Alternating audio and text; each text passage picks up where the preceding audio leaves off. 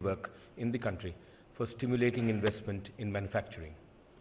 In his Independence Day speech, the Honorable Prime Minister had given us a vision and FDI in defense industry has been permitted through the government route up to 49%. FDI in construction, operation and maintenance of identified railway transport infrastructure up to 100% has been permitted through the automatic route. The norms for construction development projects have been further liberalized. Government has identified 25 thrust sectors and a dedicated portal has been created to help potential investors across relevant information with complete back-end support up to sectoral and state levels. An investor facilitation cell has been created in Invest India to guide, assist and handhold investors during the entire life cycle of the business. It is gratifying that the Make in India website has got over 58 lakh page views and with over 17 lakh sessions. We have also moved ahead with putting in place regulatory clearance systems that are business friendly. To this end, efforts are currently on to integrate a number of central and state services with the e-biz portal. The process of registration with Employees State Insurance Corporation has been integrated with e-biz and launched on 12th December. 8 more central services will be integrated with e-biz within a month. But we are aware, sir, that we have to do much more and do it fast so that the momentum is not lost. We also need to create an atmosphere that inculcates confidence among the industry, whether it's domestic or the existing or potential foreign investors. For the Make in India to make a substantial difference to India's growth story, all of us need to do our homework, and it cannot be business as usual. Jyotsa Suri ji, Chairman CII, Amitabh Kant जी और देश भर से आए सभी महानुभाव, प्रधानमंत्री जी की महत्वपूर्ण है। हम सब उत्पादन के क्षेत्र में, निवेश के क्षेत्र में, खपत बढ़ाने के क्षेत्र में, स्किल डेवलपमेंट के क्षेत्र में अनेक प्रकार की कठिनाइयाँ काम करते हुए महसूस करते हैं। इन कठिनाइयों को चिन्हित करना, इनका समाधान ढूंढना और मार्ग प्रशस्त करना, जब यह संभव होगा तभी निश्चित रूप से माननीय प्रधानमंत्री मोदी जी की इस कल्पना को हम साकार रूप दे पाएंगे। इस दृष्टि से आज भिन्न भिन्न विभागों में दक्ष लोग और भिन्न भिन्न क्षेत्रों में काम करने वाले विभिन्न स्तरों के अधिकारीगण, भिन्न भिन्न क्षेत्र में व्यापारिक जो संगठन काम करते हैं, उन सब को इस कार्यशाला में आमंत्रित किया गया है।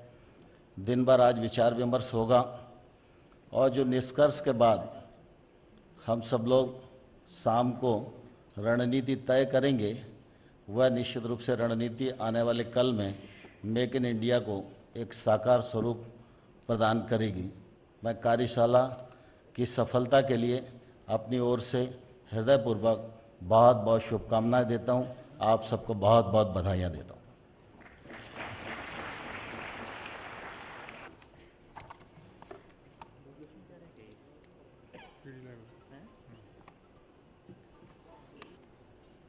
I'm very happy actually to welcome all of you all to this workshop, which is a continuation of our concerted effort towards realizing the vision of Make in India, articulated by our Honorable Prime Minister from the ramparts of the Red Fort on Independence Day 2014.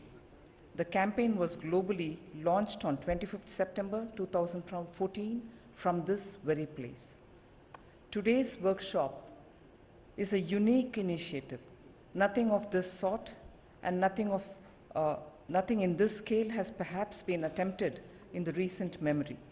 The sector-specific sessions, led by Secretary and senior officers, along with sessions on state-related issues, guided by the Chief Secretaries and the ministers concerned, will provide the right platform to focus attention on important issues. The aim is to get the industry and government on the same platform and also sort out any interministerial differences so that an agreed common trajectory may be planned and implemented by all the stakeholders. The sessions will provide an opportunity to discuss threadbare the recent initiatives and their shortcomings, if any, and to suggest newer initiatives that would help realize the vision of Make in India.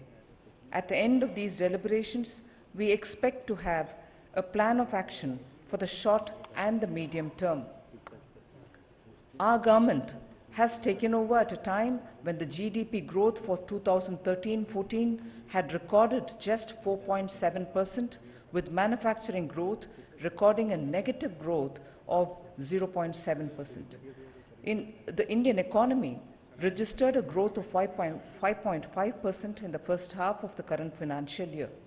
The mid-year economic review released earlier this month has reposed faith in the growth potential being achieved. The projections made by several international agencies are also similar. The World Economic Outlook of the IMF of October 2014 expects the growth of the Indian economy to be 5.6% for the year 2014-15. India is one of the few economies for which the IMF has raised the growth projections in their October outlook vis-a-vis the updated outlook presented in July 2014. I assure you that both the Department of Industrial Policy and Promotion and the Department of Commerce have taken concrete steps to facilitate economic activity and growth. We have, in the Ministry of Commerce and Industry and in other partner ministries, taken serious measures for cutting the red tape, simplifying the procedures, rationalizing the existing rules, and increased use of information technology to make governance more efficient, effective, simple, and user-friendly. A number of initiatives have already been taken to de-license and deregulate the industry during the entire life cycle of a business. A strong manufacturing sector has the potential to take our economic growth to a higher trajectory, provide jobs to our youth, and fulfill their aspirations.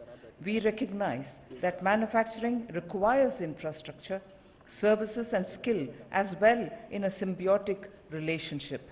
Therefore, Make in India aims to give a boost to entrepreneurship in India, not only in manufacturing, but also in other supporting and related sectors, both for domestic and for foreign players, and with a special focus on the MSME sector, which has a great potential, not only for growth, but most significantly for attendant job creation.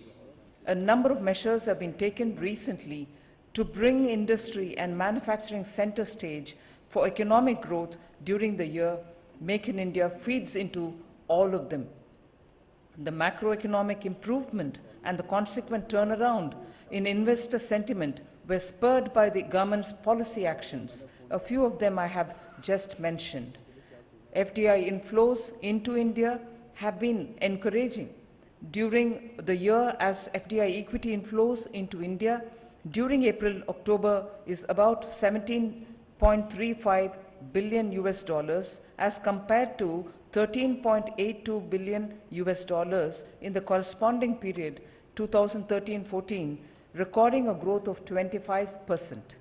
But still, there are a number of challenges to making India a global manufacturing hub that needs to be identified. An action plan has to be laid down to overcome these. This workshop therefore provides us a unique opportunity to deliberate on these issues in general and sector-specific issues in particular, the challenges that are holding us back, ways to promote investment in manufacturing, solutions to overcome the challenges, etc. I hope fruitful discussions during the course of the day will help in formulating a detailed roadmap and enabling framework for stimulating investments in manufacturing. I hope all of you all a productive day in spite of the cold and the fog outside. Thank you very much. Several sectors, and to our mind, in the government, through bureaucracy, through private sector, and all of us work as a team for him.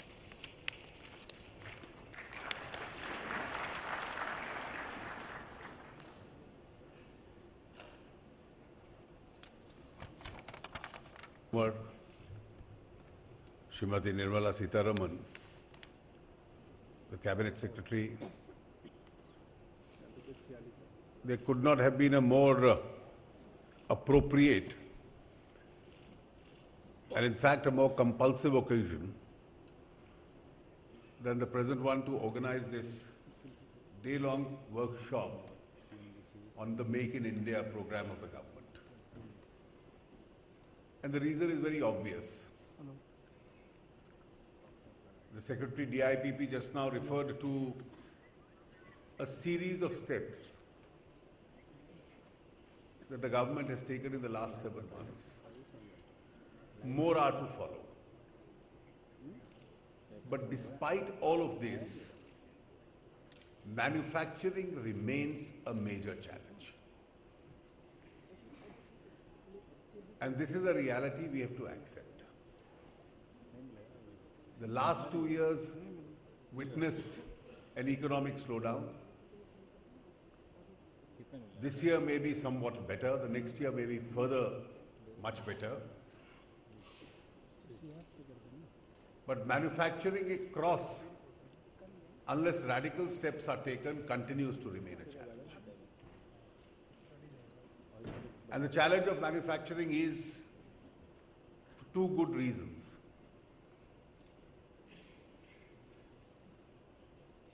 We have the agricultural sector with a lot of underemployment in it.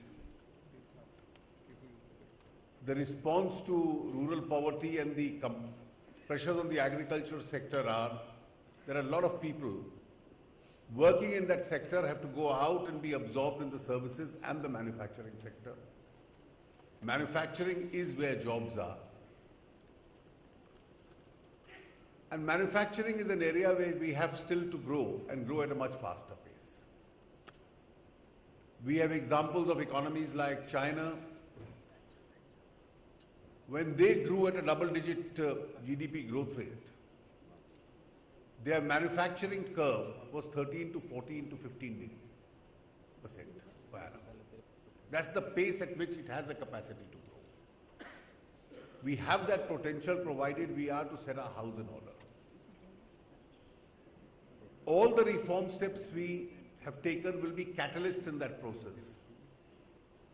But something more has to happen.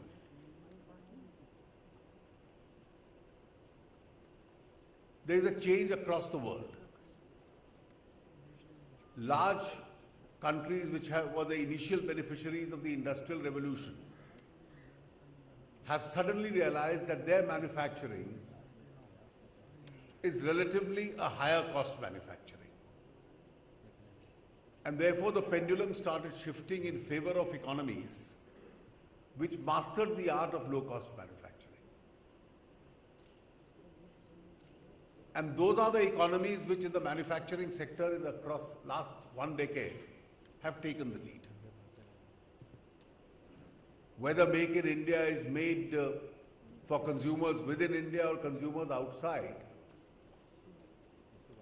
is not so relevant.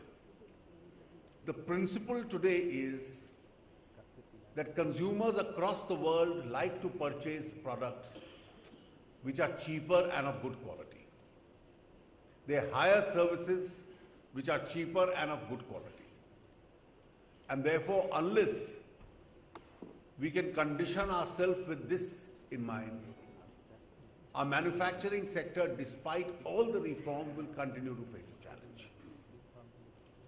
What is it that is required in each of the sectors that we are going to discuss today? I won't discuss it sector-wise. There are a few suggestions which I have to make at the very outset of this day-long workshop. The entry point into the manufacturing sector itself has to be eased. Our initial barriers have to be lowered and perhaps even removed. If we keep the doors closed, investment won't come in, it won't trickle in. After we open up and remove the entry point barriers in most sectors,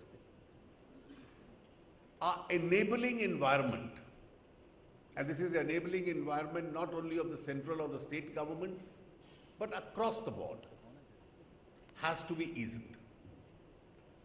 The joint ventures, the provisions for transfer of technology, the dispute resolution mechanisms. We have to ask ourselves the question, why is it that each investor is today insisting on international arbitrations where the venue is not India? Is it because our domestic systems have a tendency to interfere too much, even in the domestic tribunals which are created, or the international tribunals which are created for the purposes of dispute resolution itself? The ease of doing business. It's very easy to mention this particular phrase, but in the ease of doing business, what is it that has happened in the last few years that added to the complication of doing business in India? Was it uncertainty as far as tax administration was concerned? Has it not scared investors away? Has it not resulted in close down of plants which were otherwise going to be globally competitive? The legacy of the land law itself is going to add to the complication of doing business. So if you set up an industrial park or a standalone industry or an industrial corridor, the complex procedures that you will have to go through to make land available for industry, which is essential for manufacturing, under the present law is going to be far more complicated and time consuming. So unless we are able to honestly introspect what changes are going to be made in that regime, are we going to add to the ease of doing business itself?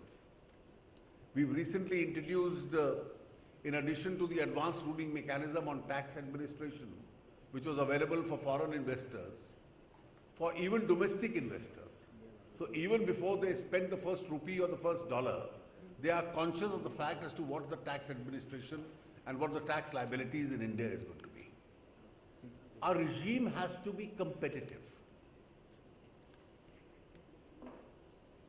People purchase goods. They don't like to purchase taxes along with it. So unless our taxation regime is internationally compatible, the cost of our product is going to be more. I always, in the context of manufacturing, remember a small story I'd heard, probably most of us have heard it when we were in school, that this is a story of two friends who go strolling into a thick forest. And suddenly they hear the roar of a tiger. So one of them immediately starts changing his shoes and puts on his shoes which will enable him to run faster. So the other one asks him, do you think with these shoes you'll be able to beat the tiger? He says the idea is to beat you and not the tiger. Well, that's the story of manufacturing. Am I in a position to manufacture products which are more competitive in terms of cost and quality than my competitors? And competition is going to be international. So am I going to provide them with a tax regime which is compatible to what they get across the world? In terms of trade facilitation,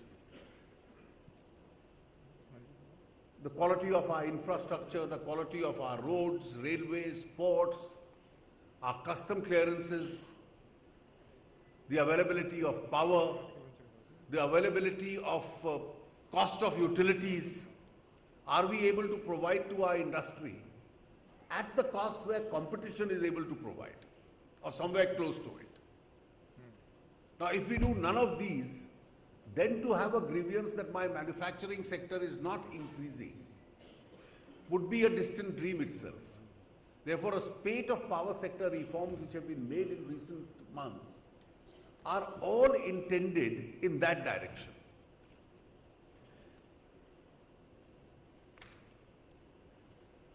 Labor flexibility. And at some stage, we'll have to make a conscious choice. Do we need more jobs or do we need more laws?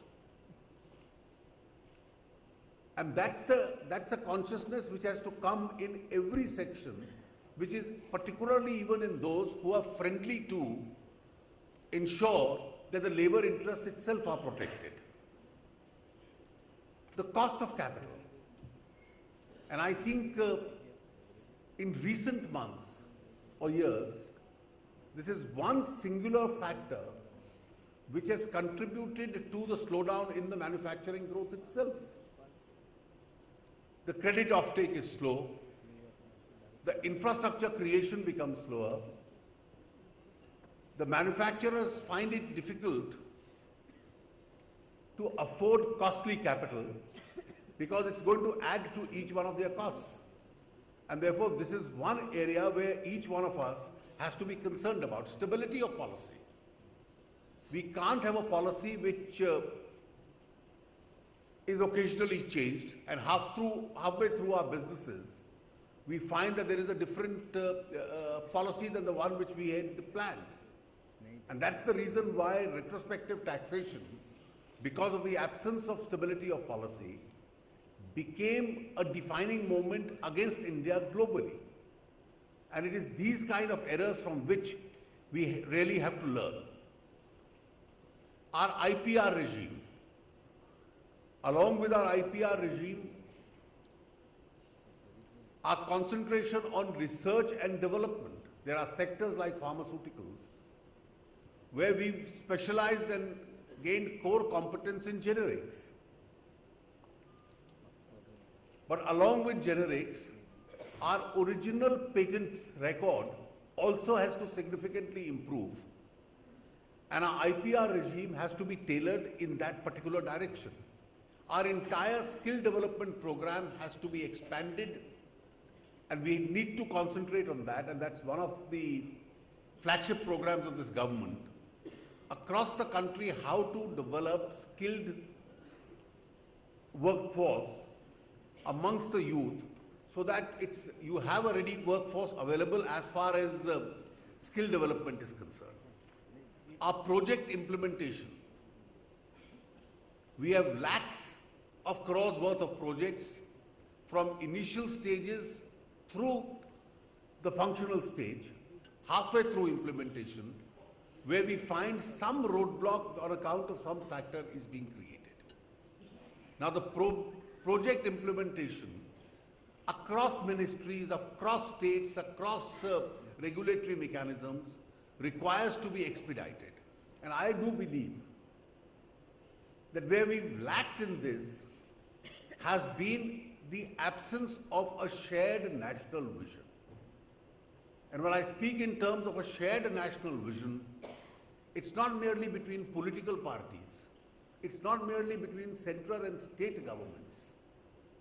It's also between various other institutions which have become organs of governance. Therefore, the regulatory mechanisms.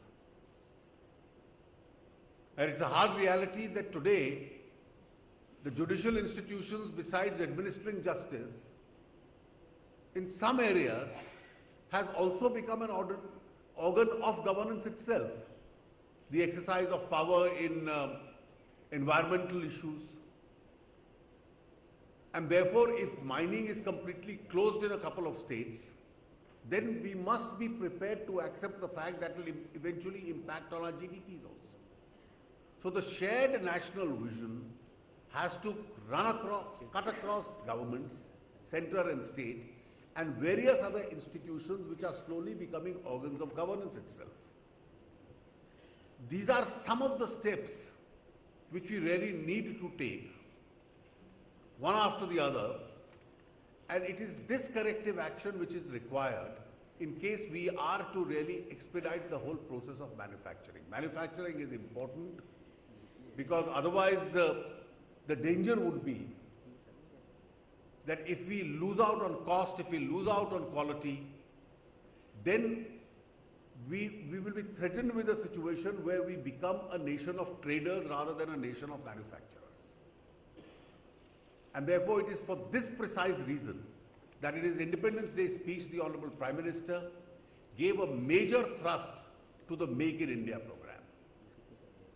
This week, we have two major components which are going to add to this Make to India campaign. One is the day-long workshop today, where state government, central governments, industry are all sitting together so that to ensure that we can cut short our procedures, put our heads together, put them in order, and therefore the manufacturing sector can be concentrated to in the weeks and months to come.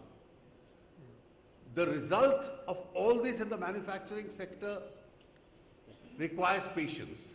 It's not a result which comes overnight.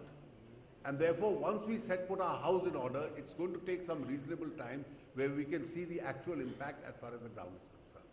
The second major initiative that the Honorable Prime Minister is taking is the bankers' retreat. Because we need to add to the liquidity in the market, we need to ensure that capital is available, we need to ensure that those sectors of the industry which are today starving on account of funds, we are in a position to provide adequate liquidity to those industries. Killing them as today would at least not be a solution itself. And hopefully, if we succeed in these two initiatives this week with the bankers' retreat over the weekend and the Make in India program at the start of the very week, we will see a much brighter future as far as manufacturing is concerned. Let me compliment the Department of Industrial Policy and Promotion for this great initiative that they've taken today in collaboration with various other departments of the government, and I'm sure today's workshop will be a great success. Thank you. Thank you very much, sir, for this very inspiring inaugural address. This will set the trend for the...